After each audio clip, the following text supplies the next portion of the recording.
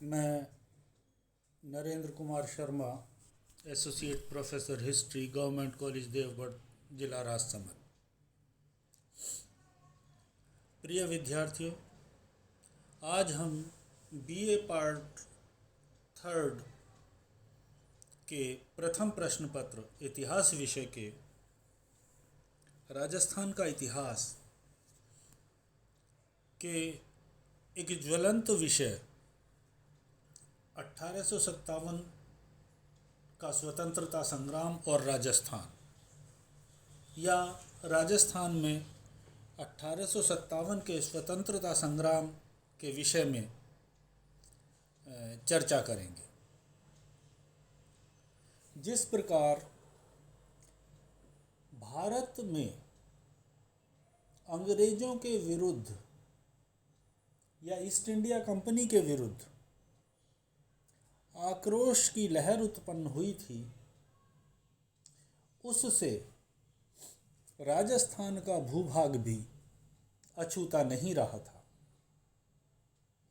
हालांकि राजस्थान के अधिकांश रजवाड़े अपना वर्चस्व खोकर अंग्रेजों के सम्मुख या ईस्ट इंडिया कंपनी के सम्मुख दीनहीन बन बैठे थे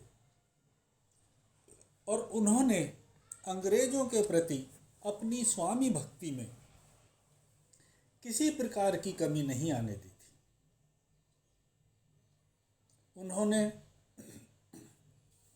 1857 के विद्रोह को दबाने में भी अंग्रेजों की तन मन धन से भरपूर मदद की थी और अंग्रेजों से इसके बदले में अनेकों प्रकार के प्रमाण पत्र, अनेकों प्रकार की उपाधियां, अनेकों प्रकार के तमगे और विभिन्न प्रकार से अन्य लाभ की जो वस्तुएं हैं या अन्य प्रकार से लाभ अर्जित किए थे। लेकिन इसके पश्चात भी ऐसा नहीं है कि अंग्रेजों के विरोध में राजस्थान में कोई आवाज ही नहीं उठी हो। हालांकि जो राजस्थान के नरेश थे वो तो दीनहीन बन बैठे थे, लेकिन उसके पश्चात भी उन्हें अपना जो अतीत का गौरव था वो बार बार ललकारता था और उन्हें अंदर से आंदोलित करने का काम करता था। अधिकांश जो शासक वर्ग था वो तो अंग्रेजों की भक्ति में लीन रहे, अडिग रहे, लेकिन कुछ सरदार, कुछ राज्य के अधिकारी ऐसे भी थे जिन्होंने अंग्रेजों के विरोध में उत्पन्न आक्रोश को प्रकट करने में कोई कमी नहीं छोड़ी। भारत में विप्लव का जो विस्फोट था वो यूपी में हुआ। यूपी से प्रारंभ होकर लगभग संपूर्ण उत्तर भारत में उसका प्रसार हुआ और राजस्थान भी उससे अछूता नहीं रहा। सामान्य तौर पर जो कारण राजस्थान में 1857 के स्वतंत्रता संग्राम के लिए महत्वपूर्ण रूप से जिम्मेदार थे, उनकी अगर बात की जाए तो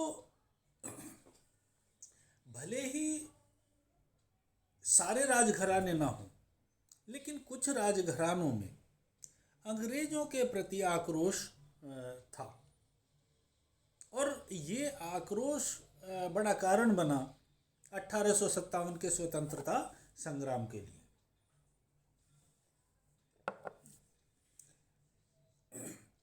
राजस्थान में 1857 के विप्लव के विस्फोट से पूर्व ही अंग्रेज विरोधी वातावरण तैयार हो चुका था। जो जोधपुर के नरेश थे मान सिंह जी, वो ब्रिटिश सत्ता का घोर विरोधी थे, घोर विरोध कर रहे थे। उन्होंने न केवल अंग्रेजों की मैत्री संधि के प्रस्ताव को ठुकरा दिया, वरन जसवंत राव होलकर, सिंध के अमीरों और नागपुर के अप्पा साहब भोसले जैसे अंग्रेजों के विरोधियों को अपने यहाँ शरण भी प्रदान की। जोधपुर में भिन्न भिन्न राज दरबारों के संदेशवाहक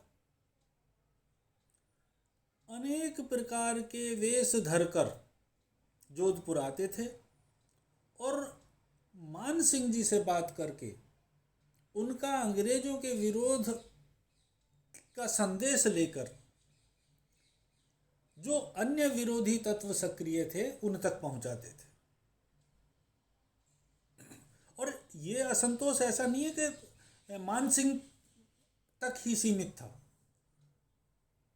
मान सिंह जी की तरह अन्य शासक वर्ग में भी असंतोष पनप रहा था और इसके लिए जिम्मेदार था अंग्रेजों का राजपूताने के नरेशों के आंतरिक मामलों में, आंतरिक प्रशासन में निरंतर हस्तक्षेप करना। ब्रिटिश सरकार ने राजपूताने में व्यवस्था कायम करने के नाम पर डूंगरपुर के महाराज को गद्दी से उतार दिया था। जयपुर की जो राजमाता भटियाणी थी, उनसे अधिकार छीनने के लिए अंग्रेजों ने पूरी कोशिश की थी। और यहाँ तो इस हद तक चीज़ें बिगड़ गई थी कि जयपुर के जो राजा था उसने कर्नल एल्विस पर तलवार से वार भी किया था और उसके सहायक ब्लैक की हत्या कर दी थी। उसी तरीके से जो कोटा के झाला थे वो भी अंग्रेजों के अन्यायपूर्ण नीति के चलते बाकी देसी नरेशों का समर्थन कर रहे थे। तो कुल मिलाकर जो अंग्रेजों की अन्यायपूर्ण नीति थी उसके चलते जो राजस्थान का नरेश वर्ग था उसमें असंतोष के स्वर फूट रहे थे और ये वर्ग निरंतर इस बात के लिए प्रयत्नशील था कि किस प्रकार अंग्रेजों की जो सत्ता है उसे उखाड़ फेंकी जाए। दूसरे राजस्थान में जो राजा महाराजा थे उनके अलावा एक अन्य वर्ग जो जिसे हम सामंत वर्ग के नाम से पुकारते हैं वो भी अंग्रेजों से नाराज था।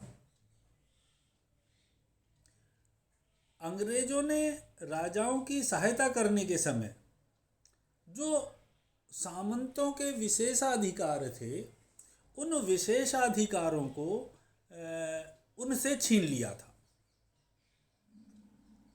और ये विशेषाधिकार ऐसे नहीं थे कि भाई कुछ समय पहले ही प्राप्त हुए थे, ये परंपरागत तौर पर सामंत वर्ग को दाय रूप में प्राप्त हुए थे। सामंतों के अधिकार में जो खालसा की भूमि थी वह भी उन्होंने बलपूर्वक सामंतों से छीनकर राजाओं को प्रदान कर दी थी, देशी राजाओं को संभलवा दी थी। और अंग्रेजों के द्वारा किए गए इस काम ने सामंतों को अंग्रेजों से पूरी तरीके से नाराज कर दिया था। या हम ये कहें कि सामंत अंग्रेजों से पूरी तरीके से खफा थे, नाराज थे। उनके अंदर एक अंग्रेजों के विरोध में एक अंडर करंट बह रहा था।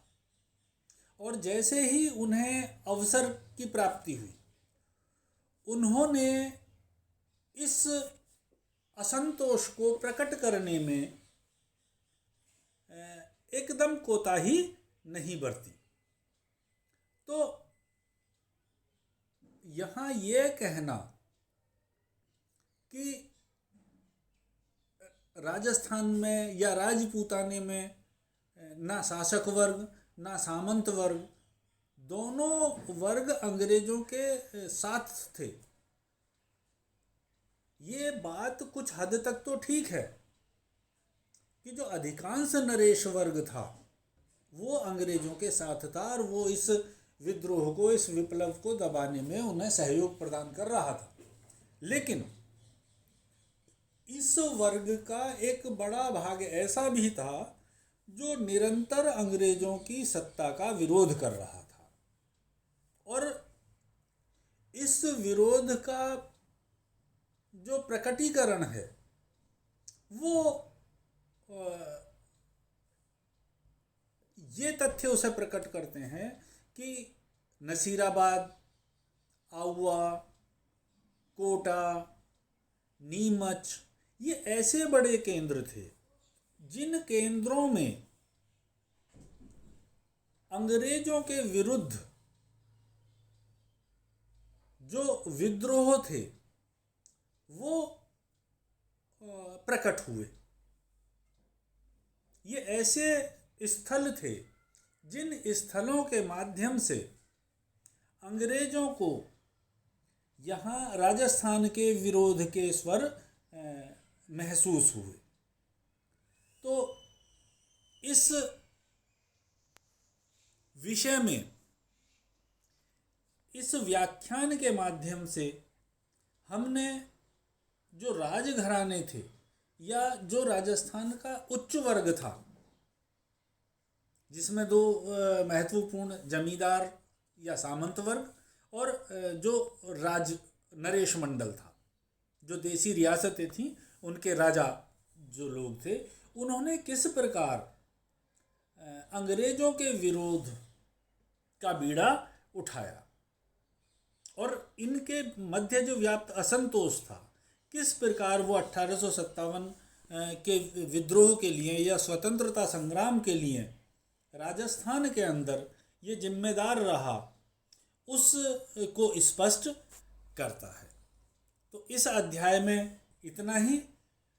अब दूसरे व्याख्यान में हम अन्य कारणों के विषय में चर्चा करेंगे। धन्यवाद।